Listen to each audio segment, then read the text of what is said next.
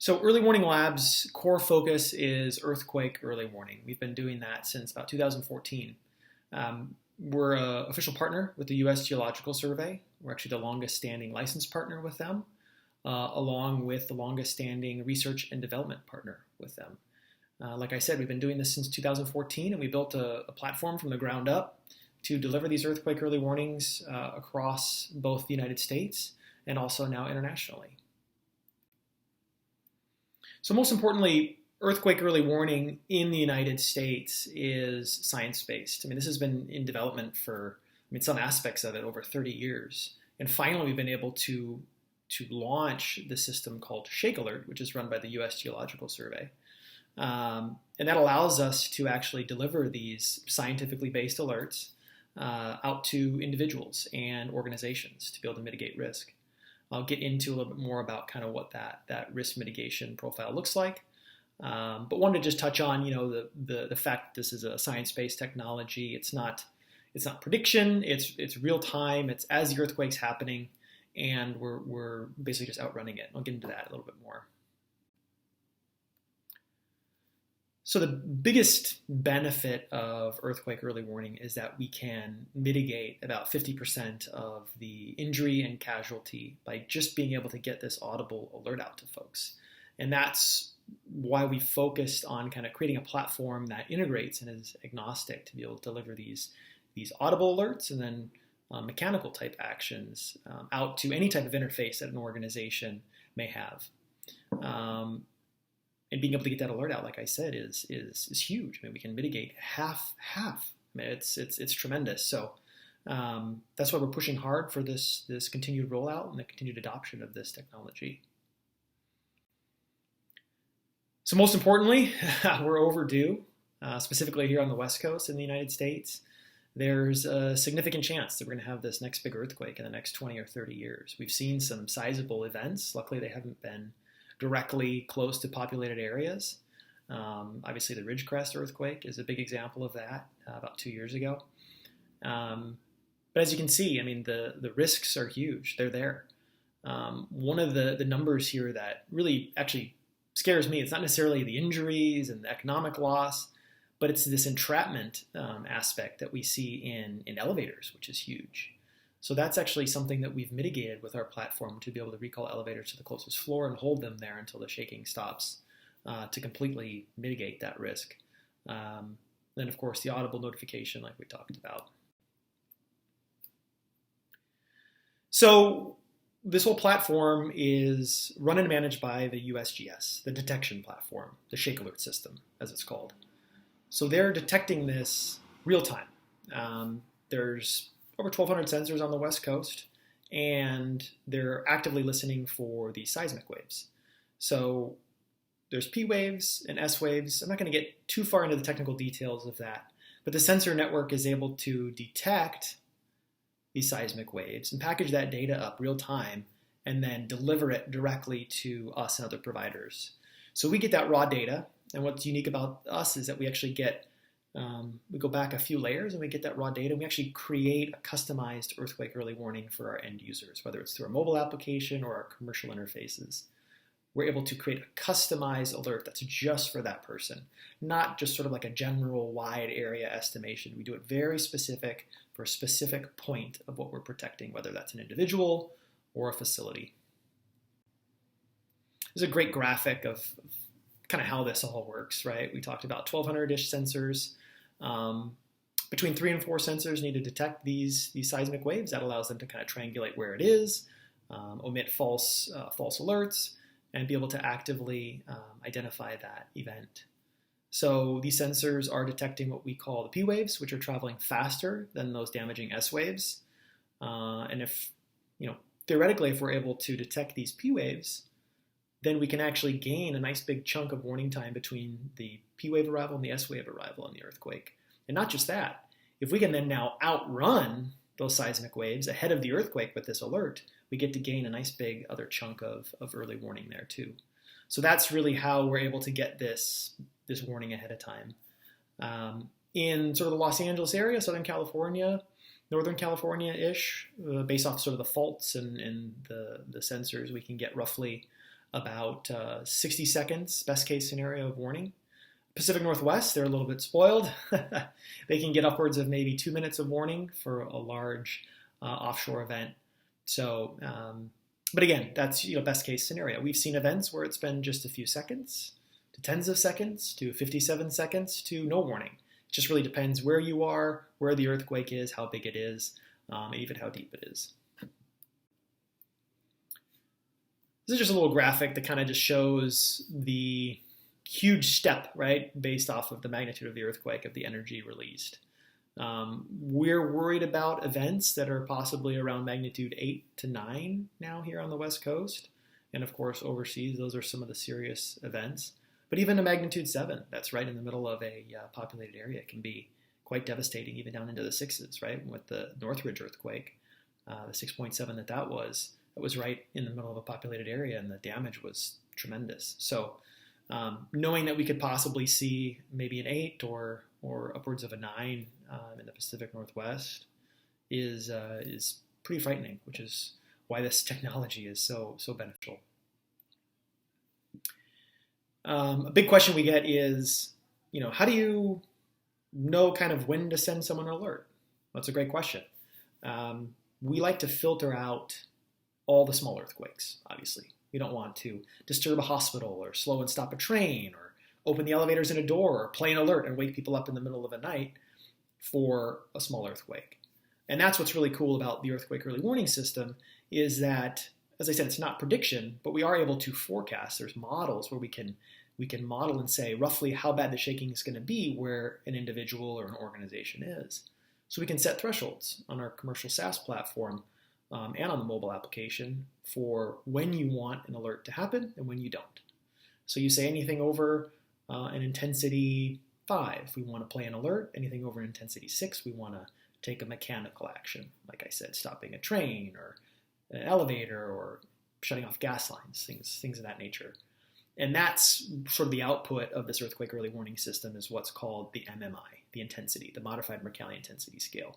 And that's different than magnitude.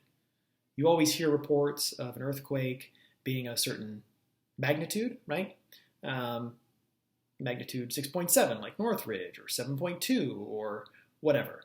The intensity is, like I said, totally different. It's a time and distance formula. It takes into account sort of soil makeup. And that's how we're able to say how bad the shaking is going to be where you are versus where the earthquake is. So this is one of those big scenarios that we practice for in the big shakeout here in California. You can see sort of a graphic here. It's an interesting graphic. That sort of red area is devastating type shaking. So you can look at that and say serious, catastrophic failures of buildings, injuries, and of course death in those types of areas. So that's something that we train for here and of course implement earthquake early warning to protect us here. These are just some entities that are in the Los Angeles area. We have a lot of projects up in the Pacific Northwest as well. But this is sort of just a little snapshot of individuals and organizations that we've worked with in the past that would get upwards of 60 seconds of warning for this specific scenario. So having this earthquake early warning system is great and all, but the biggest challenge that the USGS and the universities who kind of developed this technology, the biggest challenge they had was, well, how do we get this out to individuals? And that's where early warning labs came into existence in 2014, was to solve that challenge. And through our partnerships and relationships and our R&D agreements with the universities and the US government, we were able to create this really unique platform. So I kind of alluded to some of these integrations. We talked about integration with audio systems and mechanical systems. One of the really cool things about our platform, like I mentioned, is that it's agnostic. So we can connect into any types of systems, whether it's PA systems, to play these alerts through police stations, fire stations. We can open the fire station doors to prevent the trucks or municipality trucks, the water, power, gas vehicles, prevent them from getting trapped. In the Northridge earthquake, a lot of those response vehicles were trapped and they couldn't get out. It took them hours to sort of cut those doors off that were jammed shut. and then be able to respond. And at that point, a lot of the fires were out of control, the gas lines were broken and burning, and the water system was completely disrupted. So being able to mitigate some of those types of things with the mechanical responses, in addition to what I mentioned prior, is very, very important. Even in residential buildings, being able to open the gate so emergency services can get in and out and residents can get in and out is huge. There's a lot of things you just don't really think of that you can do to mitigate that risk. This is just an example of the types of interfaces that we connect with. You can see one of our hardware interfaces there. It shows kind of how that integrates. We have the integration, sort of a hardwired integration that we do with the fire alarms, the PA systems, and the radio systems. And then we have software integrations with our third-party partners, such as SingleWire and their Informacast platform. We're able to play alerts through visual signage, through IP phones, which is really cool. An alert pops up on the screen and it says earthquake, earthquake, earthquake, drop cover, hold on, and it plays the same type of alert throughout an entire building. So any type of organization can kind of adopt earthquake early warning, just regardless of what type of audible notification systems they have. Certainly touched on this a little bit, the integration with the mechanical aspects, but when you start thinking about the risks that you can mitigate with mechanical responses, you realize there's quite a few. In ports, right? There's huge risk by moving those containers and fuel and all sorts of different things you can mitigate. We've been working with some airports on how to isolate and shut down the jet fuel supply lines. We're looking at sort of stopping people mover systems, like those escalators and those big walkways and things. And of course, the elevator responses have been pretty popular now in high-rise buildings to be able to slow and stop those elevators and open the doors. And like I touched on, the integrations with the fire stations and utility buildings to open those bay doors. So we've talked kind of like how you can integrate this. And I wanted to throw in sort of some case studies for you to sort of see how others are integrating this technology, maybe give you some ideas or give you some questions to ask.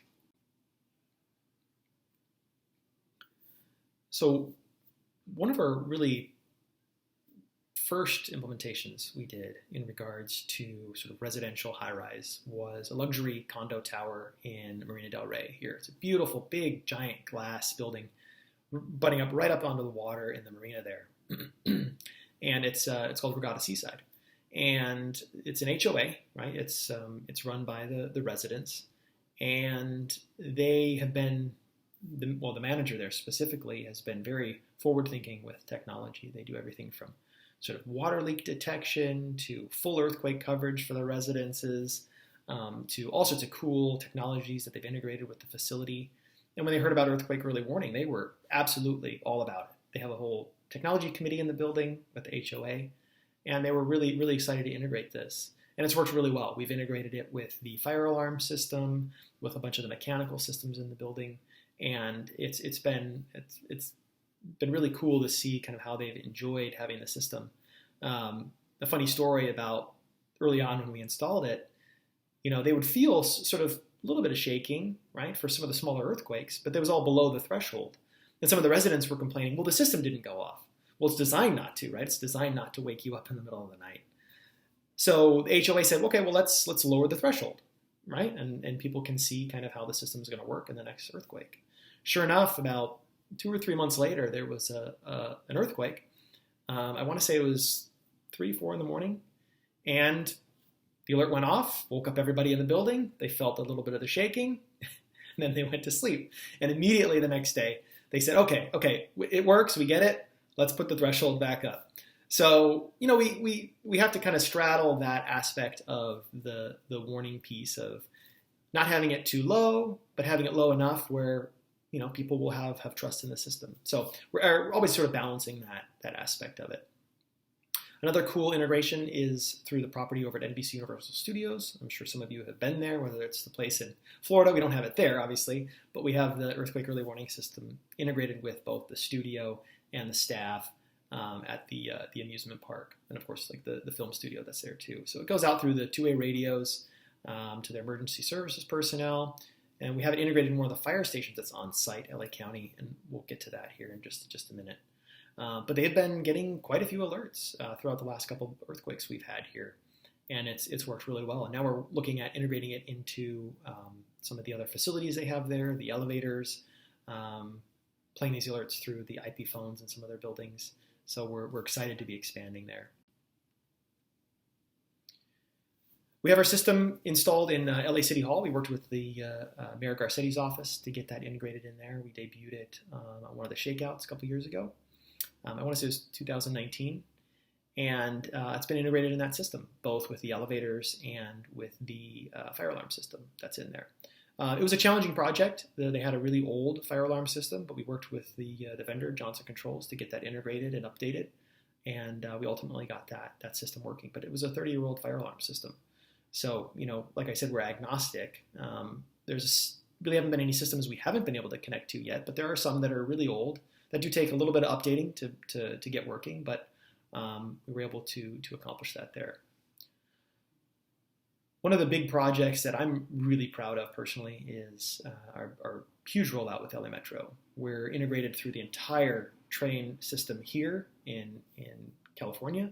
LA County specifically, it's huge network of trains, one of the largest transit systems in the United States. And we're at about 25 to 26 sites with them, everywhere from their main operations center, where they control all the trains and do all the switching and the dispatch, to individual sort of heavy maintenance yards, the rail yards, some of the train locations, things of that nature, to play those audible alerts. We've also integrated with their SCADA system to turn on fans in tunnels and do some cool things like that. And then also with their two-way radio system.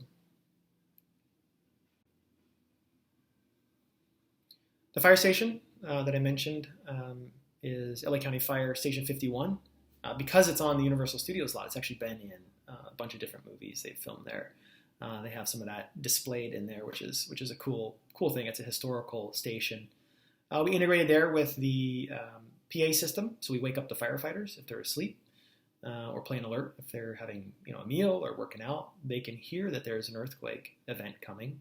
The bay doors automatically open. By the time they get out to the trucks, they can pull the trucks out, and hopefully with enough warning, they can get those trucks out before there's any type of damage or collapse or any type of issue in the fire station. And that's been working really, really well. We're looking forward to expanding that out through a bunch of the other fire stations here in California.